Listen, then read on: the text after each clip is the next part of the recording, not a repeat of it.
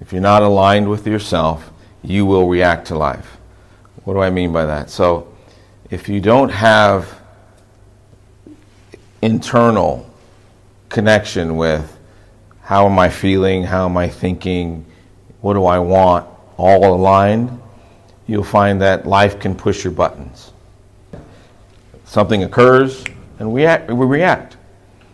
But had there been communication ahead of time where you would have created alignment about what this is that you expected, I'm expecting us to do this, get married, and whatever those things are, then that's when we lose alignment. Because when we don't have the communication, something happens, that's when the trigger of life occurs. No wrong or right about it, just awareness.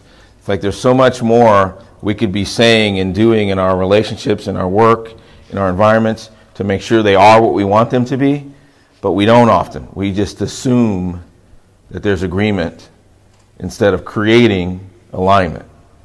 And creating alignment takes work, right? It needs, hey, let's sit down and talk about this. This is what I am thinking we're doing. You know, sometimes things aren't working and you need to have a conversation about it. And I've seen people say, oh, I'm really afraid to talk to my partner about this. I say, why? Because I'm worried about what they're going to say or what they're going to think. You know what? One day that conversation is going to happen anyway. You might as well go ahead and have it now. And by having it now, it may not build up so big that there's no recovery from it.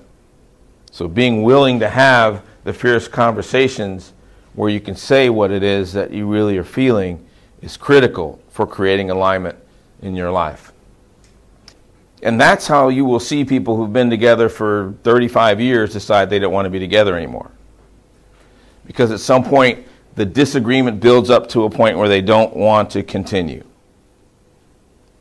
And all along, what they could have been creating is alignment. But they were creating false agreement. So if someone isn't willing to align with you, it's because you haven't created enough context for them, or it's going to be against their values. Right? So context is information, awareness, why you want this to occur. In most people's worlds, they just want you to align without giving you all the data. But when you give someone enough context and it's really important, often they'll say, yeah, I can do that. But until they get that data, they struggle with it. So I want you to kind of elevate your thinking here for a moment, which is easy to do. Why? Because you have hindsight.